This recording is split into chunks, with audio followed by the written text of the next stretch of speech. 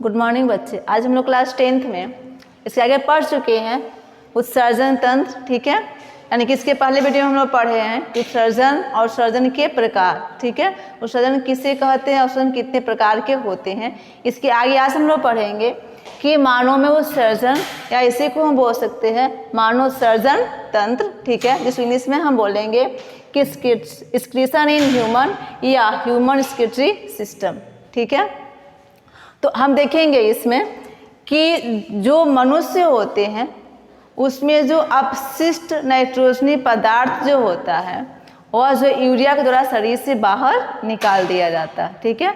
तो सभी मनुष्यों में जो नाइट्रोजनी पदार्थ जो होता है अपशिष्ट के रूप में वो यूरिया के रूप में बाहर निकाल दिया जाता है, ठीक है।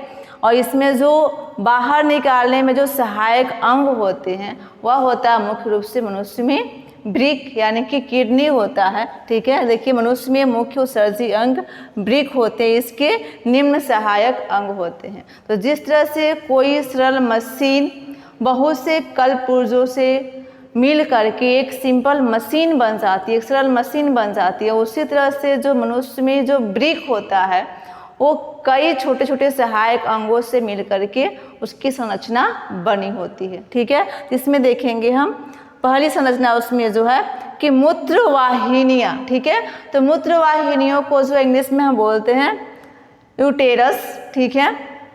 सेकेंड जो है वो मूत्राशय यानी कि यूरिनरी ब्लैडर, ठीक है। और थर्ड जो है मूत्र मार्ग यानी कि यूरेथ्रा। तो तीन सहायक अंगों से मिलकर के जो है मनुष्य का ब्रिक बना होता है, ठीक है। मूत्रवाहिनियाँ, मूत्राशय और मूत्र मार्ग, ठीक है। अब हम इसमें पूरा पढ़ेंगे ब्रिक यानी कि किडनी, ठीक है। तो देखेंगे कि जो मनुष्य में जो पाए जाने वाला जो ब्रिक है, ठीक है, उसका आकार कैसा होता है। तो मनुष्य में पाया जाने जो ब्रिक होता है वो सेम के बीज के आकार का होता है, ठीक है। सेम के बीज के आकार का होता है, आकार सेम के बीज के जैसा होता है। रंग इसका, तो जो मनुष्य में पाया जाने जो ब्रिक है उसका रंग कत्थई, लाल या भूरे रंग का हो सकता है, ठीक है। और जो इसकी जो लंबाई चौड़ाई होती है तो मनुष्य में जो ब्रिक पाए जाते हैं उसकी जो लंबाई होती है वो 10 सेंटीमीटर होती है, ठीक है। मनुष्य में पाए जाने ब्रिक की लंबाई 10 सेंटीमीटर, चौड़ाई 5.6 सेंटीमीटर और मोटाई जो होती है 2.5 या 6 सेंटीमीटर होती है, ठीक है। तो हम लोग देखें कि ब्रिक के जो है तीन सहायक अंग होते हैं, मूत्रवाहिनियाँ, मूत्राशय और मूत्रमार्ग, ठीक है। और ब्रिक की जो आकार होता है वो सेम के बीज के आकार का होता है। इसका जो रंग होता है कत्थई, लाल या भूरे रंग का हो सकता है। और जो उसकी लंबाई चौड़ाई, लंबाई जो होती है 10 सेंटीमीटर, चौड़ाई जो होती है 5.6 सेंटीमीटर और जो मोटाई जो होती है 2.6 या 5 सेंटीमीटर होती है, ठीक है। तो ये जो माप इसमें दिया गया है ये पुरुषों की अपेक्षा महिलाओं में कुछ कम पाया जाता है, ठीक है। लेकिन औसतन जो इसके जो माप है वो ये माना जाता है, ठीक है। अब हम देखेंगे ब्रिक की संरचना, ठीक है। यानी कि मनुष्य में जो ब्रिक पाया जाता है उसकी संरचना किस प्रकार की होती है, कौन से भाग कहाँ कहाँ लगे होते हैं इसमें देखेंगे। इसमें देखेंगे 2 नलिकाएं सीधे नीचे तक आ रही हैं, 2 जो है सेम के बीज की आकार की संरचना इसमें दिखाया गया है। नीचे एक गोल सा जो है ब्लैडर दिखाया गया है, ठीक है। तो देखिए इसमें ये जो हाफ जो संरचना दिखाई दे रही है इसको बोलते हैं अर्ध ब्रिक ग्रंथि, ठीक है। अर्ध ब्रिक ग्रंथि बोलते हैं। और जहाँ से इस नली से संरचना जुड़ी हुई है इसको हम बोलते हैं ब्रिक धमनी, ठीक है। इसको हम बोलेंगे ब्रिक धमनी। और यहाँ पे देखेंगे कि नीचे एक संरचना आ रही है, ठीक है। इस संरचना को हम बोलते हैं मूत्रवाहिनी। इसको हम बोलेंगे कि ब्रिक शिरा, ठीक है। तो धमनी, ब्रिक धमनी और ब्रिक शिरा। और फिर से जो पूरी जो ये संरचना दिखाया गया है सेम के बीच की आकार का, इसको बोलते हैं ब्रिक। ठीक है, ये पूरा का पूरा जो है मांस का लोथा होता है, मांस का लोथा होता है। और सभी मनुष्यों में जो है एक जोड़ी यानी कि 2 पाया जाता है। कमर से थोड़ी ऐसा ऊपर ये संरचना सभी मनुष्यों में पाई जाती है। ठीक है, पूरा पूरा मांस का लोथा होता है। इसका रंग आप लोग जानते हैं कि कत्थई, भूरे या लाल रंग का होता है। और जो भी इससे होकर के जल गुजरता है उसका पूरा पूरा क्या करता है, वो फिल्टर करता है। यानी कि जो मनुष्य जो शरीर में पानी लेता है, पीता है या भोजन के द्वारा लेता है, उन सभी का जो है ये क्या करता है, फिल्टर करता है। और जब फिल्टर करता है तो उसमें बहुत से अपशिष्ट नाइट्रोजनी पदार्थ उसमें चले जाते हैं, तो क्या होते हैं, यूरिया यानी कि यूरिन के द्वारा यानी कि मूत्र के द्वारा शरीर से बाहर निकाल दिए जाते हैं। ठीक है, जिससे जो है बहुत से रोगों से मुक्ति मिल जाती है। और आप लोगों को पता है कि बहुत सी बीमारियां मनुष्य में ऐसी होती हैं जो यूरिन जांच करने के बाद से जो है उसकी पता लगाई जा सकती है। ठीक है, तो जो भी अपशिष्ट पदार्थ होते हैं उसका निष्कासन कर दिया जाता है।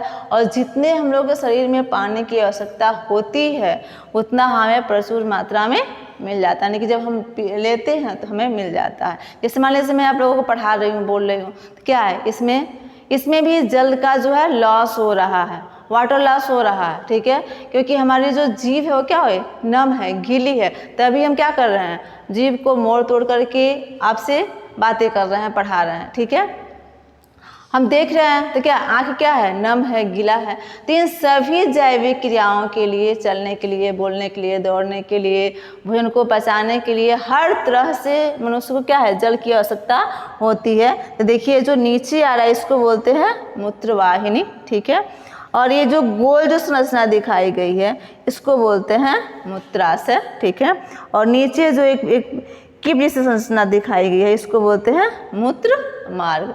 यानी कि यहाँ पे जो जल होता है फिल्टर होता है, और फिल्टर होने के बाद से जो है इस मूत्रवाहिनी के द्वारा जो है मूत्राशय में आता है, और मूत्राशय में आने के बाद से इसको बाहर निष्कासित कर दिया जाता है मूत्र मार्ग के द्वारा। ठीक है, अब हम थोड़ी सा इसका इंटरनल यानी कि बाह्य संरचना हम लोग देख रहे हैं।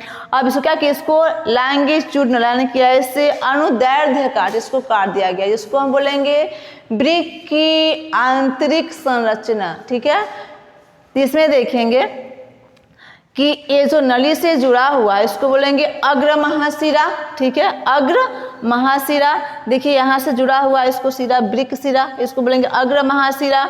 और ये जो बीच की जो जगह है इसको बोलेंगे श्रोणि। ठीक है, हम लोग क्या पढ़ रहे हैं, हम लोग पढ़ रहे हैं वृक्क की अंत संरचना या वृक्क की आंतरिक संरचना। ठीक है, इसको हम लोग क्या पढ़े, वृक्क की बाह्य संरचना। इसमें हम लोग पढ़ रहे हैं वृक्क की अंत या आंतरिक संरचना। तो ये श्रोणि हो गया। अब यहाँ पे जो संरचनाएं दिखाया गया है डार्क डार्क करके, ऐसे डार्क डार्क गुच्छे गुच्छे जैसे दिखाया गया है, इसको बोलते हैं मेडुला। ठीक है, इसको बोलेंगे मेडुला बोलेंगे। और जो पूरा एक ऐसे कवर, ठीक है, जैसे देखिए यहाँ पे वृक्क, तो जो वृक्क है एक लेयर, एक परत में जो है इसको घेरे हुए संरचना दिखाई दे रहा है, इसको बोलते हैं वल्कुट।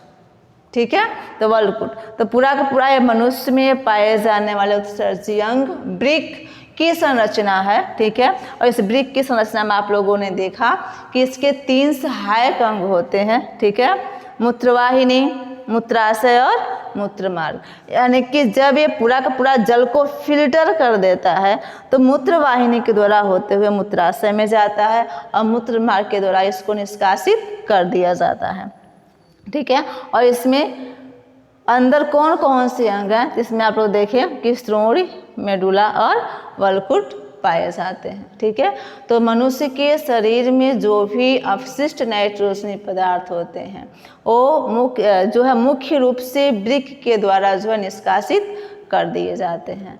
आज हम लोग इतना देखेंगे। ठीक है, और फिर हम लोग अगले वीडियो में इसके आगे का जो भी पॉइंट है उसको हम लोग पढ़ेंगे। तब तक थैंक यू बच्चे।